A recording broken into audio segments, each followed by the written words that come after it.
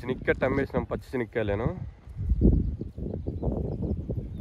అయిపోయి వచ్చింది, 5 రోజులు అయిపోయి కొట్టి 1,30,000కి అమ్మేసినాం. ఇట్లా ప్యాకెట్ విక్కుంటాం. ఒక ప్యాకెట్ వచ్చి ఎంతమ్మా? 200 పీకితే రోజుకి ఎన్ని ప్యాకెట్లు విగుతారమ్మా? 2-3 విగుతారా? 1,30,000కి ఇచ్చినాము. పెట్టుబడి వస్తుంది అంతే, ఎందుకంటే లేబర్ ఖర్చు, మందులు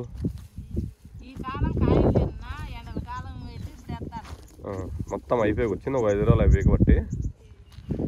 ఎందుకంటే రైతుకు వర్కౌట్ కాదు, రైతుకి వర్కౌట్ కాదు, కూలోళ్ళకి వర్కౌట్ కాదు. కూలోళ్ళకి బాగా పంట పడితే వాళ్ళకి వర్కౌట్ అవుతుంది, లేకుంటే మాకు వర్కౌట్ కాదు. ఎందుకంటే ఇప్పుడు పెట్టుబడి భారీ పెట్టుబడి వస్తుంది, మందులు కొట్టేది.